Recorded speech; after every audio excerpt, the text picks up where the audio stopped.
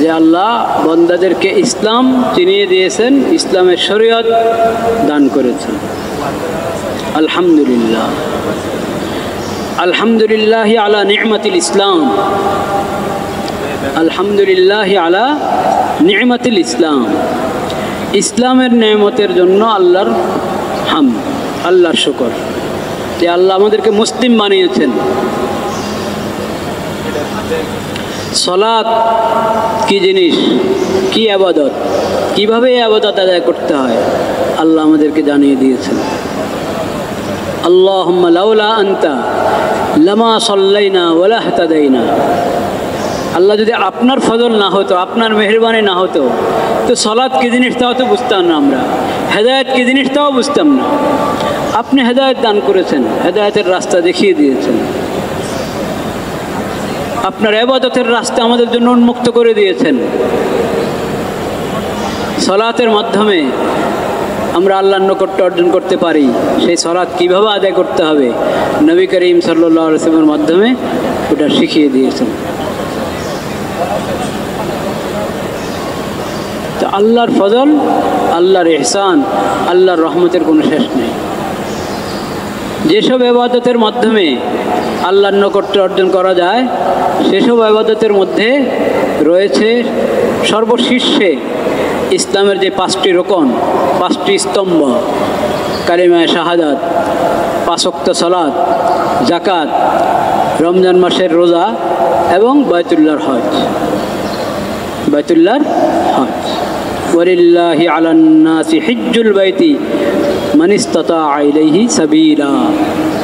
যার সামর্থ্য আছে বাইতুল্লাহ পর্যন্ত পৌঁছার, আল্লাহর ঘর দেখে আসার শক্তি সামর্থ্য আল্লাহ যাকে দিয়েছেন, তার উপর এটা হক, আল্লাহর হক তা ওই বান্দার উপর যে সে আল্লাহর ঘর জিয়ারত করে আসবে। এটাই হলো হজ। হজ শুরু হয় ইহরামের মাধ্যমে, বাইতুল্লাহর তওয়াফ, এরপরে মিনা, মুজদালিফা, আরাফা, আবার ঘুরে মিনা। এই জায়গাগুলোর সাথে হজের সম্পর্ক। হজের মূল সময় হলো 5 দিন, মূল সময় হজের আমলগুলোর 5 দিন। 9 জুলহজ আরাফার দিন, 10, 11, 12, 13। 8 জুলহজে এহরাম অবস্থায় মিনা যাবে, মিনা থেকে 9 জুলহজ আরাফা যাবে, আরাফা থেকে মুজদালিফায় এসে মাগরিব এশা একসাথে পড়বে। তারপরে সুবহ সাদেক হয়ে যাওয়ার পর, ফজরের পর থেকে সূর্য ওঠার আগ পর্যন্ত এটা মুজদালিফার মূল সময়। রাত্রে তো রাত্রি যাপন করবে মুজদালিফায়, কিন্তু উকুফে মুজদালিফার মূল সময়টা হলো তখন। এরপরে মিনার দিকে রওনা হবে কঙ্কর নিক্ষেপের জন্য, যার যখন সুবিধা হয়। সেটাও আল্লাহ তাআলা ছাড় দিয়ে দিয়েছেন।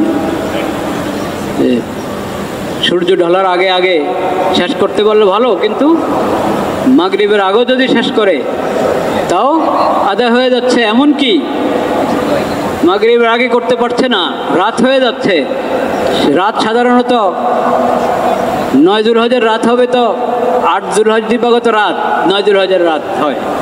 কিন্তু হজের দিনগুলোর মধ্যে 9 জুলহজ দিবাগত রাতকে 9 জুলহজের সঙ্গে রাখা হয়েছে। ওই রাত্রেও যদি কঙ্কর নিক্ষেপ করা হয় তাহলে ধরা হবে 10 জুলহজ, 10 জুলহজের সঙ্গে রাখা হয়েছে। যেরকম 9 জুলহজের রাত আগেরটা, কিন্তু 9 জুলহজের দিবাগত রাত যেটা, ওটা মূলত 10 জুলহজের রাত, এটাকে 9-এর সঙ্গে ধরে উকুফে আরাফার ব্যাপারে ছাড় দেওয়া হয়েছে। যাক, হজের খুঁটিনাটি যাবতীয় মাস্তা মাসাইল বিস্তারিত বলা আমার উদ্দেশ্য না। ওটা তো আপনারা নিজেরা পড়বেন দিনী বই পুস্তকে, ওলামায়ে কেরামের কাছে শিখবেন। মূল যে কথাটা আজকে বলতে চাচ্ছি, 2টা কথা। হজের গুরুত্বপূর্ণ 3টি আদব, ফরজ পর্যায়ের 3টি আদব। আল্লাহ তাআলা একই আয়াতে বলেছেন। ওই তিনটা কথা বলবো ইনশাআল্লাহ। আর বিদায় হজের খুতবার মধ্যে নবী করিম সাল্লাল্লাহু আলাইহি সাল্লাম যত উপদেশ দিয়েছেন, নির্দেশ দিয়েছেন, ঐতিহাসিক খুতবা, ঐতিহাসিক বাণী, ওটার অংশ বিশেষ আজকে আলোচনা হবে ইনশাআল্লাহ। বাকি বিষয়গুলো আল্লাহ হায়াত রাখলে পরে দেখা যাবে কখন ইনশাআল্লাহ। আহমাদুহু ওয়া নাস্তাঈনুহু। আরে ভাই, আলহামদুলিল্লাহ নাহমাদুহু ওয়া নাস্তাঈনুহু ওয়া নাস্তাগফিরুহু ওয়া নু'মিনু বিহি ওয়া নাতাওয়াক্কালু আলাইহি ওয়া নাউযু বিল্লাহি মিন শুরুরি আনফুসিনা ওয়া মিন সাইয়্যাতি আ'মালিনা। من يهده الله فلا مضل له ومن يضلل فلا هادي له وأشهد أن لا إله إلا الله وحده لا شريك له وأشهد أن محمدا عبده ورسوله. اللهم صل على سيدنا ومولانا محمد النبي الأمي وعلى آله وصحبه وسلم تسليما. الرجيم. بسم الله الرحمن الرحيم. يا أيها الذين آمنوا اتقوا الله ولتنظر نفس ما قدمت لغد واتقوا الله إن الله خبير بما تعملون. ولا تكونوا كالذين نسوا الله فأنساهم أنفسهم أولئك هم الفاسقون. لا يستوي أصحاب النار وأصحاب الجنة أصحاب الجنة هم الفائزون. لو أنزلنا هذا القرآن على جبل لرأيته خاشعا متصدعا من خشية الله وتلك الأمثال نضربها للناس لعلهم يتفكرون. صدق الله مولانا العظيم وصدق رسوله النبي الكريم ونحن على ذلك من الشاهدين والشاكرين والحمد لله رب العالمين.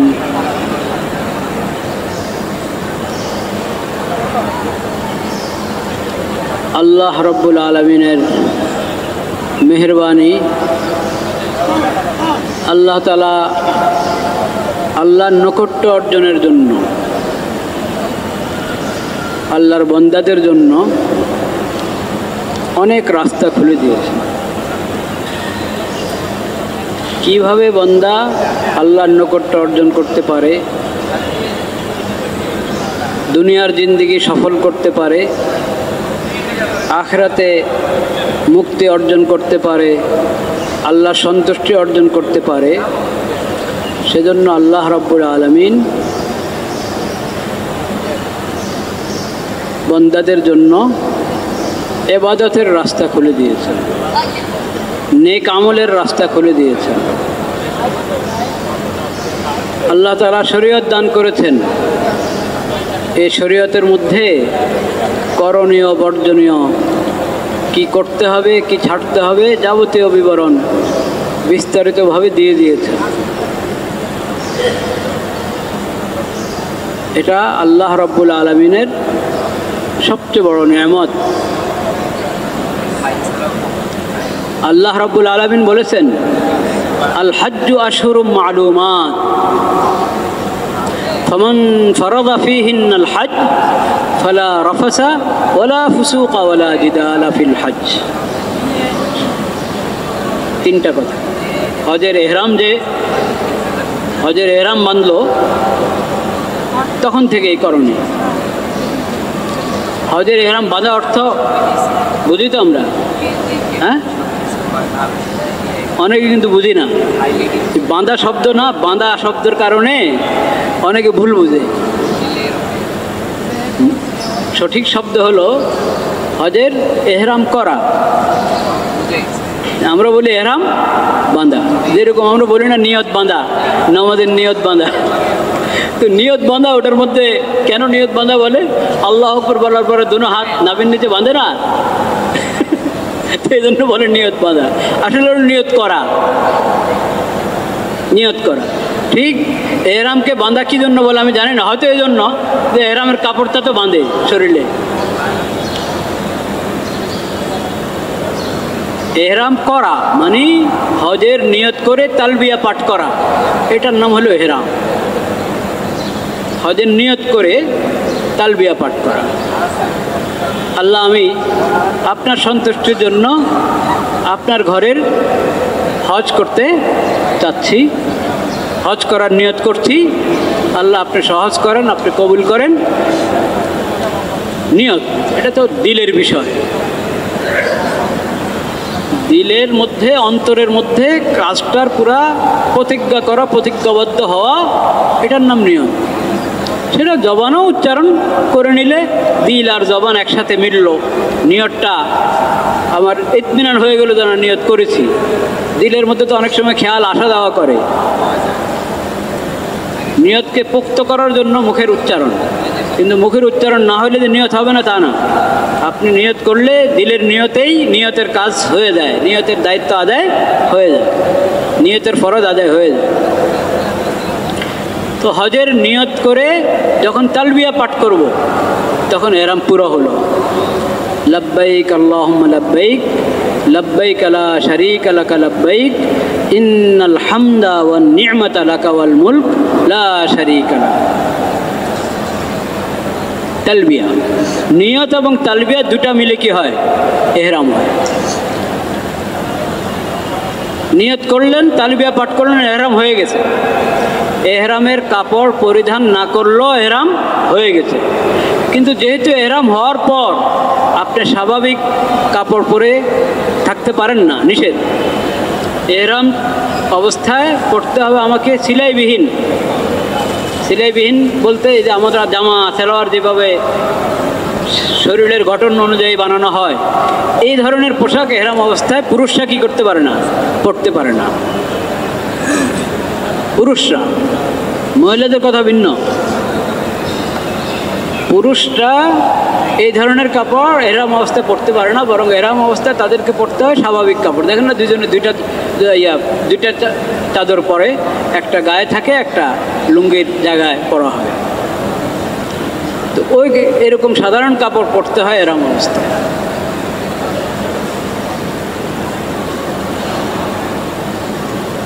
লা ইলাহা ইল্লাল্লাহ।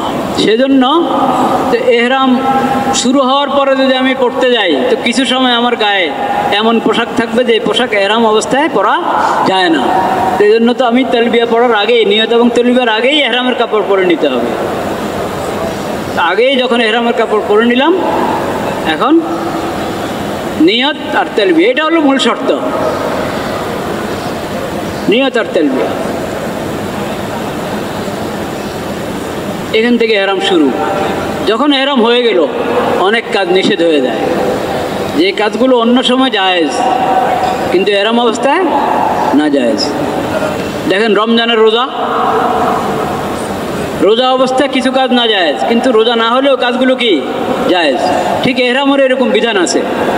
এহরাম শুরু হয়ে যাওয়ার পর অনেকগুলো এমন কাজ যেটা অন্য সময়, এহরামের অবস্থা ছাড়া অন্য সময় আমার জন্য জায়েজ, কিন্তু আবার এহরাম যখন খুলবো, এহরাম শেষ হবে, ওই পর্যন্ত এখন আমার এই বিশেষ কাজগুলো না জায়েজ। সেগুলো আমাদেরকে জানতে হবে, এটা খুব গুরুত্বপূর্ণ।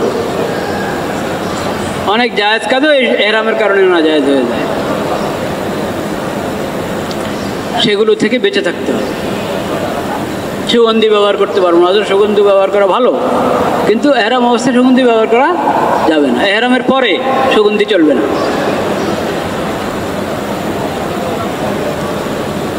আমি যে আয়াত পড়লাম, এই আয়াতের মধ্যে এহরাম অবস্থায় যে তিনটা কাজ থেকে নিষেধ করা হয়েছে, ওই তিনটা কাজ এমন, এহরাম ছাড়াও নিষেধ, এহরাম অবস্থাও কি নিষেধ।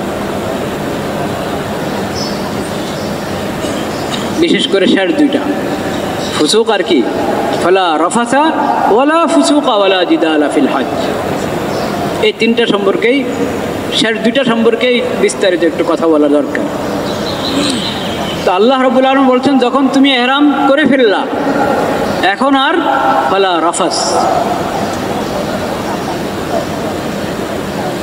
স্ত্রীর বিষয়, স্ত্রীর সঙ্গে মিলামিশার বিষয়ে কোনো আলোচনা এখন আর হবে না, না ওই কাজ না ওই কথা।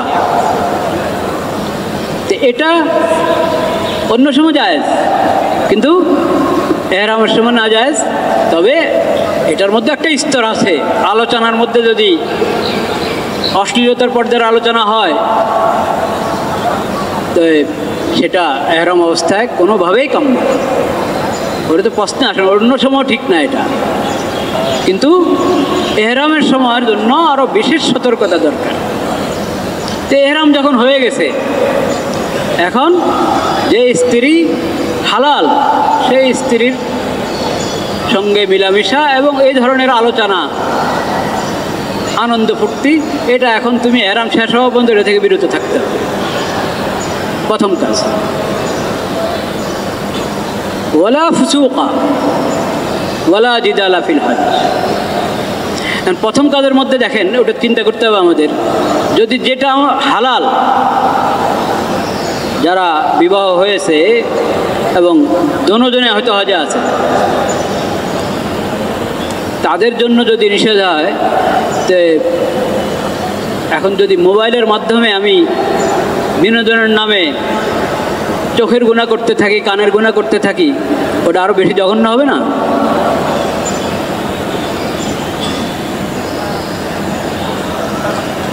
আমরা তো হজের সময় বড় মোবাইল নিয়ে ঘুরি, এখন তো ওজোরও আছে কিভাবে জান্নাতুর রিয়াদুল জান্নার নিতে হবে, কি বলে এটাকে, হ্যাঁ যেমন রিয়াদুল জান্না আমি কোন সময় যেতে পারবো সেটার অনুমোদন নেওয়ার জন্য দরকার, আরও কি কি কাজকে জড়ে দেওয়া হয়েছে মোবাইলের সাথে। তো এখন স্মার্টফোন থাকেই হাজিদের সঙ্গে, আপনি শুধু একান্ত জরুরি কাজে ব্যবহার করবেন মোবাইল।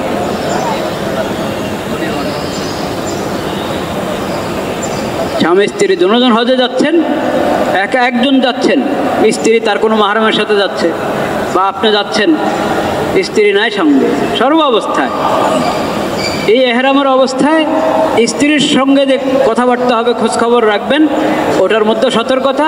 আর এর বাইরে মোবাইলের ব্যবহারের মধ্যে তো সতর্কতা করা একবারে ফরজ, এটা তো কোনো কথাই নেই। চোখের গুনাহ কানের গুনাহ থেকে যদি আমি ইহরাম অবস্থায় বেঁচে না থাকি তো কোন সময় বেঁচে থাকবো? ফালা রাফাসা ওয়ালা ফুসুকা, কোনো পাপের কাজ চলবে না ইহরামের সময়। অন্য সময় চলে? অন্য সময় তো পাপের কাজ হারাম, যত ফাসিকি, যত গুনাহ, পাপ, অপরাধ, এগুলো তো ইহরাম ছাড়া অন্য সময় হারাম। কিন্তু আল্লাহ বিশেষভাবে বলছেন, আরে এখন তো তুমি ইহরাম করেছ, নিয়ত বেঁধেছ, পবিত্র জায়গা দেখবে, পবিত্র জায়গার তওয়াফ করবে, পবিত্র জায়গায় অবস্থান করবে, আল্লাহর নিদর্শনগুলো দেখবে, এখনো যদি তুমি সতর্ক না হও তো এটা কখন? ওলা ফুসুকা, এই সময় যদি আমরা সতর্ক থাকতে পারি তাহলে এটার বরকতে আল্লাহ তাআলা গুনাহ থেকে বাঁচা সহজ করে দেবেন আমার জিন্দেগিতে। রমজান যেমন আল্লাহ তাআলা দিয়েছিলেন তাকওয়া অর্জনের জন্য, হজটা তো এরকম, হজটা তো এরকম। হজের আদব যদি যথাযথ রক্ষা করি, হজের বিধিবিধানগুলো মেনে যদি আমি হজ আদায় করতে পারি, তো সেটাও তাকওয়ার অনুশীলন, সেটাও তাকওয়ার অনুশীলন। কেউ যদি পাকা নিয়ত করে যে আমি এই হজ থেকে কিছু নিয়ে আসব, এই হজ থেকে আমি কিছু নিয়ে আসব, পাকা নিয়ত করে যাবে, ওখানে পাকা নিয়ত করবে আমি এই হজ থেকে কিছু নিয়ে যাব দেশে, কি নিয়ে আসবো ওখান থেকে? আমি মনে করি যদি মোবাইলের ব্যবহার নিয়ন্ত্রণ করা, এই সবক যদি আমরা ওখান থেকে নিয়ে আসতে পারি, অনেক বড় পাওয়া, এটা অনেক বড় পাওয়া। স্মার্টফোনের ব্যবহার নিয়ন্ত্রণ, নিয়ন্ত্রণ করার সবকটা যদি ওখান থেকে নিয়ে আসতে পারি, চোখের গুনাহ এবং কানের গুনাহ, জবানের গুনাহ থেকে বাঁচার অঙ্গীকার করে আসবো এবং এটা ঠিক রাখার, ধরে রাখার চেষ্টা করব, তাইলে ইনশাআল্লাহ হজ সফল, হজ সফল। ফালা রাফাসা ওয়ালা ফুসুক, সব ধরনের গুনাহ থেকে বেঁচে থাকো, যেটা তোমার জন্য অন্য সময় হারাম, এখন অতিরিক্ত আরো কয়েক কারণে হারাম। সময়ের দাবি, সম্মানিত মাসের একবার কেন্দ্রীয় সময়টা চলছে এহরাম, যখন থেকে আপনি এহরাম করলেন এহরাম খোলা পর্যন্ত সম্মানিত 4 মাসের কেন্দ্রীয় সময়। সময়ের কারণে সম্মানিত সময় যদি কেউ পাপ করে, এই পাপের ক্ষতি বেশি হয়, এটার ক্ষতি বেশি। 2 নম্বর জায়গা, পবিত্র জায়গায় আমি উপস্থিত হয়েছি, পবিত্র জায়গা উপস্থিত হয়েছে তো ওখান থেকে পবিত্রতা গ্রহণ করার জন্য, নাকি ওই পরিবেশকে আরও গান্দা করার জন্য, নষ্ট করার জন্য, নাউজুবিল্লাহ। ওখান থেকে পবিত্রতা নিতে হবে, আমাকে পবিত্রতা অর্জন করতে হবে। তো পবিত্র জায়গার যদি আমি সম্মান নষ্ট করি, পাপ করে, গুনাহ করে, তাহলে কেমন আমার জন্য এটা কত ক্ষতির কারণ।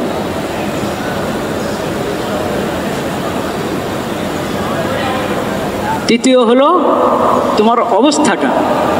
তুমি তো নামাজের মধ্যে যেরকম নিয়ত করার পর আল্লাহু আকবার বলে নিয়ত করলাম, সালাম ফিরানো পর্যন্ত আমি একবারে আল্লাহর সামনে, আল্লাহর দরবারে হাজির কিনা, এহরামটা তো এরকম, হজের এহরামটা তো এরকম। যখন লাব্বাইক বললাম, এখন এই লাব্বাইকের যত কাজ, এই কাজ সব শেষ করে যখন এহরাম শেষ হলো, এহরামের একটা স্তর শেষ হবে হলো যখন মাথা মুন্ডাবে, মাথা মুন্ডানোর আগের কাজগুলো শেষ করে মাথা মুন্ডাবে, তখন এহরামের বড় একটা স্তর শেষ হয়ে গেল। তারপরে কি কাজ বাকি থাকে? তাওয়াফে জিয়ারত, বড় ফরজ কাজ তাওয়াফে জিয়ারত। হজের মধ্যে ফরজ তো খুব বেশি না, হজের ফরজ আমল হলো এহরাম আর উকুফে আরাফা আর তাওয়াফে জিয়ারত। কিছু ফরজ ওয়াজিব সুন্নাত আমল মিলেই তো হজ। তাওয়াফে জিয়ারত এটা গুরুত্বপূর্ণ ফরজ হজের। তাওয়াফে জিয়ারত বাকি, তাওয়াফে জিয়ারত শেষ, তো এখন এহরামের সব শেষ হয়ে গেল।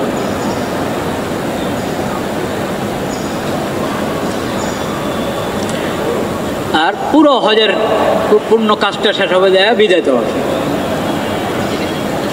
এই যে এহরাম, এই এহরাম তো লাব্বাইক আমি বলছি লাব্বাইক, দেখেন তালবিয়া কিন্তু চলছেই। লব্বাইক আল্লাহুম্মা লব্বাইক, লব্বাইক লা শারীকা লাকা লব্বাইক, ইন্নাল হামদা ওয়ান নি'মাতা লাকা ওয়াল মুলক লা শারীকা লাক।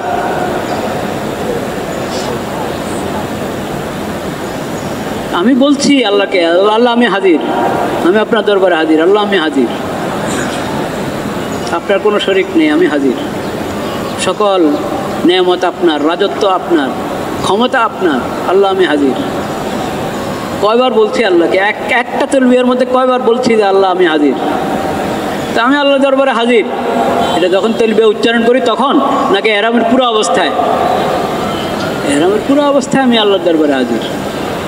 বন্দা তো আল্লাহর সামনে সবসময় হাজির, সব সময় হাজির, কিন্তু নমাজের অবস্থায় আর এহরাম, হজের এহরাম, হজ বা উমরার এহরামের অবস্থা, এই দুটো উপস্থিতি আল্লাহর সামনে, এটা তো একবারে ভিন্ন রকম, একবারে ভিন্ন রকম উপস্থিতি।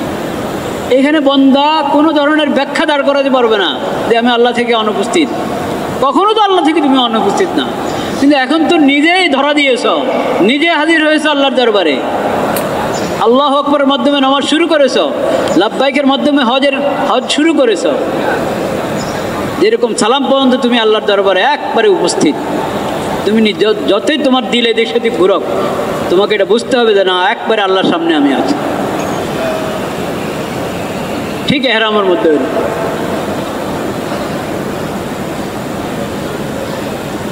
তো এটা এই অবস্থাটা, এহরামের অবস্থা, এটার একটা গুরুত্ব। কোনো গুনাহ যদি আমি করি তা একবারে এরকম যে নামাজের মধ্যে গুনাহ করা, নামাজের মধ্যে গুনাহ করার মতো, নামাজও আদায় করছে গুনাহও করছে, হয় এটা?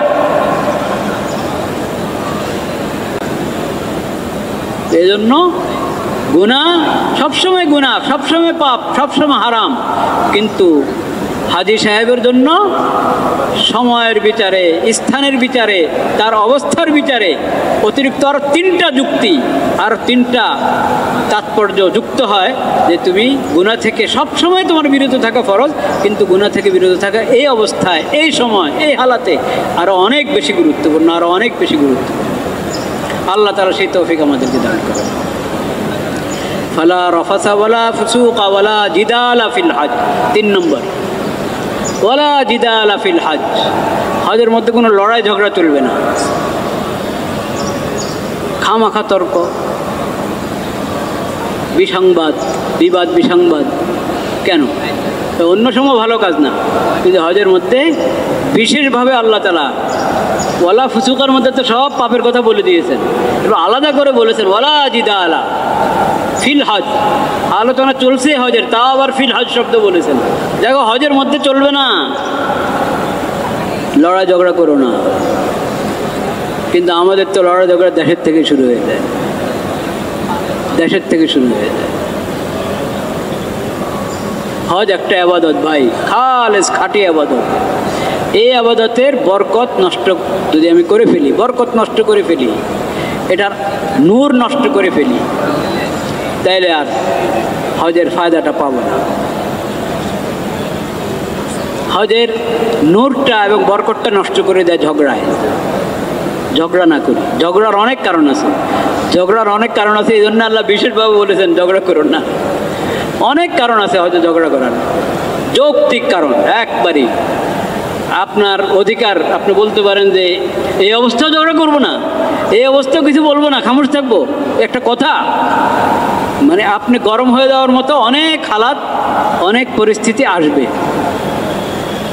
পারেন দমাইতে পারেন, নিজেকে সবর করতে পারেন, তাহলে হজের পুরো বরকত, পুরো আপনার নূর পাওয়া যাবে ইনশাআল্লাহ। কারণ অনেক, কারণ অনেক।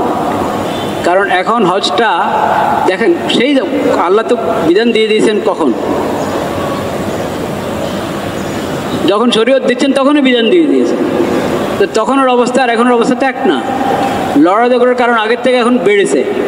এখন কি বেড়েছে? মনে হয় যেন আমাদের জমানোর জন্য বলছেন আল্লাহ তাআলা।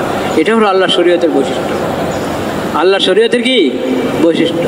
এটা কিয়ামত পর্যন্তের জন্য প্রত্যেক যুগের মানুষ এটা অনুভব করবে, আরে এটা তো আমাদের জন্য একবারে প্রযোজ্য এই বিধান। এটা হলো আল্লাহর দেওয়া। কারণ আল্লাহ তাআলা আলিমুল গায়ব, আল্লামুল গুয়ুব। আল্লাহর সামনে কোনো কিছু অদৃশ্য নেই, সব জানেন। কিয়ামত পর্যন্ত কোথায় কি হালাত ঘটবে, হজের ধরন, হজে যাওয়ার পদ্ধতির মধ্যে কি কি পার্থক্য আসবে, ওখানে ব্যবস্থাপনাগত কাজে কি কি পার্থক্য আসবে, কি সুযোগ সুবিধা আর কি সুযোগ সুবিধার যোগ, নতুন নতুন কি সমস্যা আবিষ্কার হবে, আল্লাহর সব জানা আছে, মানুষের জানা নেই। আল্লাহু ইয়ালাম ওয়া আনতুম লা তা'লামুন। আল্লাহ যে শরীয়ত দিয়েছেন, এই শরীয়তের বিধানের ক্ষেত্রে জায়গা জায়গা আল্লাহ বলেছেন আল্লাহু ইয়ালাম ওয়াল্লাহু ইয়ালাম ওয়া আনতুম লা তা'লামুন। আল্লাহ জানেন, তোমরা জানো। আল্লাহ জানেন, তাহলে আল্লাহর বিধানের উপরে হাত দিবা না, আল্লাহর বিধানের উপরে পণ্ডিতি করবা না, আল্লাহর বিধানকে মেনে নাও। সামি'না ওয়া আতা'না, সামি'না ওয়া আতা'না, তাহলে তুমি মুমিন, তাহলে তুমি মুমিন। তো হজের সিস্টেমটা এখন এমন হয়ে গেছে যে হাজী সাহেবদের কষ্ট পাওয়ার অনেক কারণ বেড়েছে। যেমন সুযোগ সুবিধা আগের চেয়ে শতগুণ, হাজার গুণ বেড়েছে, তেমন এরকম পরিস্থিতিও এসে যায় পদে পদে যে কষ্ট পাওয়ারও অনেক কারণ, রাগ উঠারও অনেক কারণ দেখা যায়। প্রথম তো যাদের সঙ্গে আপনি যাচ্ছেন, কি বলে গ্রুপ, হ্যাঁ কাফেলা, যে কাফেলার সঙ্গে যাচ্ছেন ওখান থেকেই দেখা হয় একটু মনমালিন্য শুরু হয়ে যায়। এরকম এরকম সুবিধা, বাসা এখানে থাকবে, ওখানে থাকবে, এই সব বিবরণ যা দেয়, বিবরণ আর বাস্তবতা যখন একটু অমিল শুরু হয় তখন হয়তো শুরু লড়াই। তারিখ কোনটা হতে পারে সেটা নিয়েও এক। তো হজের নিয়ত করবেন, বাস যখন নিয়ত করছেন হজের তখন সাথে আরেকটা নিয়ত করবেন, সাথে আরেকটা নিয়ত করবেন। সেটা কি? আমি বোবা। বাস, একবারে সহজ। হজের নিয়তের সঙ্গে আরেক নিয়ত করে ফেলবেন, আমি বোবা। যা জুলুম অত্যাচার হবে, চাই বাস্তবে জুলুম হচ্ছে, চাই আমি বেসবরির কারণে জুলুম মনে করছি, এটা কিন্তু আরও অনেক গুরুত্বপূর্ণ কথা। বুঝতে পেরেছেন? অনেক সময় হয় কি কোনো জুলুম আপনার উপরে হচ্ছে না, অবস্থাটাই এমন, কিন্তু আপনি মনে করছেন যে আপনার উপরে আপনার মোয়াল্লেম জুলুম করছে, আসলে উনি করছেন না। আর কখনো বাস্তবে ওনার অবহেলার দখল থাকে, সেটাও আছে। সর্ব অবস্থায় চাই বাস্তবে আমার উপরে জুলুম হচ্ছে, আর চাই আমি ভাবছি যে জুলুম হচ্ছে, সর্ব অবস্থা আমি সবর করব, খামোশ থাকবো। এই নিয়ত যদি করে ফেলেন তাহলে বাঁচতে পারবেন। আরেকটা মাসলা মাসাইল নিয়ে কিছু মাসালা আছে শরীয়তের, সব মাযহাবে একরকম মাসালা, কিছু মাসালা আছে মাযহাবের কি আছে পার্থক্য, ওইসব মাসালা নিয়েও ওখানে লড়াই ঝগড়া শুরু করে। কেন? আল্লাহ তো এক কথা বলেছেন, লা জিদালা ফিল হজ। মিনাতে, আরাফাতে জোহর আসর একসাথে পড়বে না আলাদা আলাদা পড়বে? জোহরের সময় জোহর, আসরের সময় আসর। আপনি হজের যিনি ইমাম তার পিছনে পড়বেন তো তার সঙ্গেই পড়বেন, উনি জোহর পড়বেন তারপর আসর পড়ে ফেলবেন জোহরের সময়, এটা বিধান। ইমামুল হজ যিনি, হজের আমির, তার সঙ্গে যদি পড়েন তো কোনো কথাই নেই। কিন্তু আপনি ওখানে যেতে পারলেন না, এখন পোষা অনেকের জন্য কষ্ট, গেলে যাওয়ার সময় কেউ রাস্তা হারায়, কেউ ফেরার সময় তো রাস্তা হারানো অনিবার্য, এটা অধিকাংশ মানুষের রাস্তা হারিয়ে ফেলে। কাজে নিজের তাঁবুতে থাকো, দোয়া দুরুদ পড়ো, জিকির আজকার করো। এখন নামাজের সময় হলে কি করবেন? কেউ বলে জোহর আসর একসাথে পড়বো, কেউ বলে যে না জোহরের সময় জোহর, আসরের সময় কি আসর। এটা নিয়ে যার লাগে এক ঝগড়া। আমি আপনাদেরকে বলি, হানাফি মাযহাবের মধ্যেই দুইটা বক্তব্য আছে। ইমাম আবু হানিফা রাহমাতুল্লাহ বলছেন, যখন তুমি ওখানে মূল জায়গায় যেতে পারছো না, আমিরুল হজের সঙ্গে নামাজ পড়তে পারছো না, নিজের তাঁবুতে আসো, তখন জোহরের সময় জোহর পড়ো, আসরের সময় আসর পড়ো। মফসুতে সারাকসির মধ্যে আব্দুল্লাহ ইবনে আব্বাস রাদিয়াল্লাহু তাআলা আনহু, যথাসম্ভব মনে পড়ছে আব্দুল্লাহ ইবনে আব্বাস বা আব্দুল্লাহ ইবনে মাসউদ সাহাবী, ওনার থেকে এরকম বর্ণনা আছে, জোহরের সময় জোহর, আসরের সময় কি আসর। ওটা আবু হানিফা রাহমাতুল্লাহের বক্তব্য, ওনার মতো।